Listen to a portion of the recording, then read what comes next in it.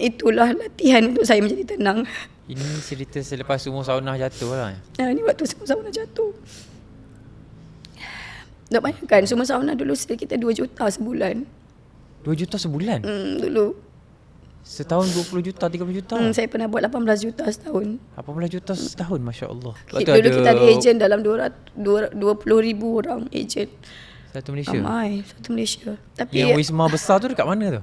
Dekat Pekan Nenas lah. Dekat Pekan Nenas? Wisma besar tu? Ya. Oh ya, Masya Allah, dekat kampung.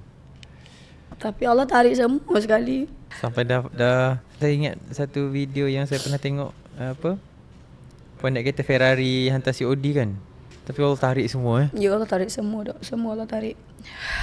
Lepas tu kadang susah kan orang cakap, kenapa masih pakai Alphard?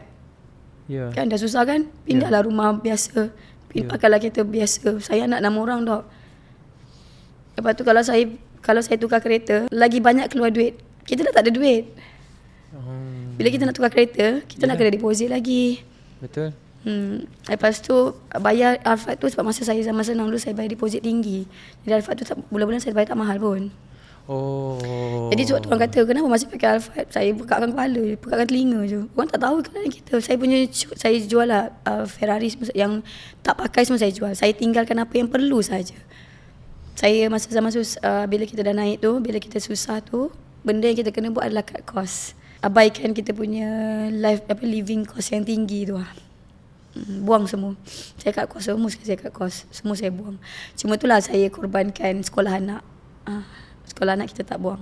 Boleh spill ke berapa sekolah anak punya yuran? Seorang RM1,500. Sebulan? Sebulan. Ya Allah. 4 orang? 4 orang.